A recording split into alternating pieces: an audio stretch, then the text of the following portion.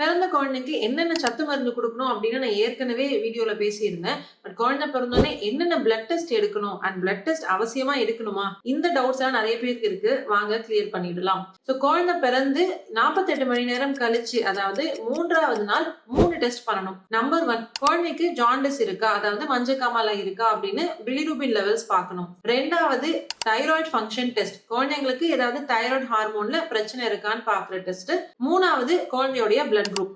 இந்த 3 கம்பல்சரியா பார்க்கணும்.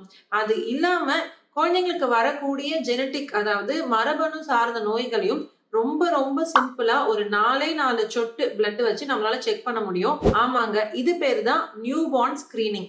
இங்க நீங்க பாக்குற மாதிரி இந்த டிராப்ஸ், இந்த சர்க்கிள்ஸ்ல தான் நம்ம வந்து பிளட் டிராப்பை வந்து பிளேஸ் பண்ணிட்டு சாம்பிள்ஸை வந்து அனலைஸ் பண்ண போறோம்.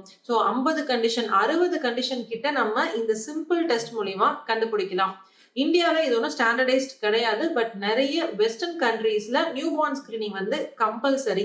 நியூ பார்ன் ஸ்கிரீனிங் பத்தி உங்களுக்கு இன்ஃபர்மேஷன் வேணும்னா எனக்கு சொல்லுங்க. நீங்க ஆல்ரெடி நியூ பார்ன் ஸ்கிரீனிங் உங்க குழந்தைங்களுக்கு செக் பண்ணிருக்கீங்க அப்படின்னா அதோட ரிசல்ட் எப்படி இருந்தது, அந்த எக்ஸ்பீரியன்ஸ் எப்படி இருந்ததுன்னு கமெண்ட் பண்ணுங்க. இது மட்டும் இல்லாம குழந்தைங்களுக்கு ஹியரிங் டெஸ்ட் இப்போ வந்து கம்பல்சரியா ஆக்கிட்டாங்க. நீங்க ஹியரிங் டெஸ்ட் இது வரைக்கும் பண்ணல அப்படின்னா 1 மந்த்க்குள்ள இருக்கிற குழந்தைங்களுக்கு ஹியரிங் டெஸ்ட் பண்ணிடுங்க.